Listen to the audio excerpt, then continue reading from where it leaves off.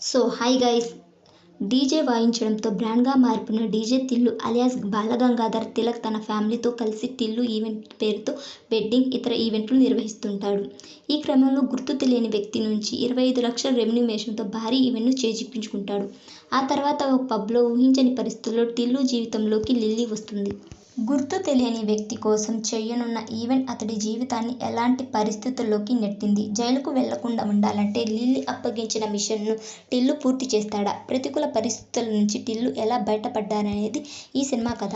ఈ cinema success కావడానికి కారణమైన స్క్రీన్ ప్లేతోనే టిల్లు స్క్వేర్ సినిమాను మొదలుపెట్టినప్పటికీ కొత్త సీన్లు, డైలాగ్లతో మూవీ కనెక్ట్ అయ్యేలా చేయడంలో డైరెక్టర్ మల్లిక్ రామ్ అనుసరించిన పందా బాగుంది. కథా కథనం, సీన్ల విషయంలో ఎలాంటి ప్రయోగం చేయకుండా చాలా బ్యాలెన్స్, పకడ్బందీగా ప్లాన్ చేయడం ఈ సినిమాకు ప్లస్ పాయింట్ అని చెప్పొచ్చు.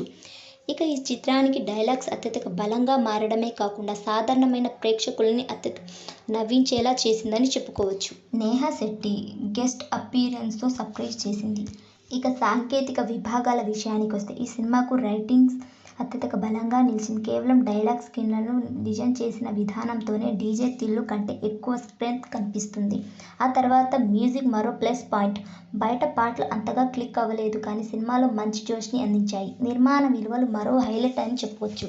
ఈ సినిమా మొదలైన తొలి ఫ్రేమ్ నుంచి చివరి ఫ్రేమ్ వరకు ఫన్తో నవ్వుతూనే ఉంటాం. ఓవరాల్గా Tillu square fun and laughing rides. Lights enjoy on big screen. Don't miss it fun lover.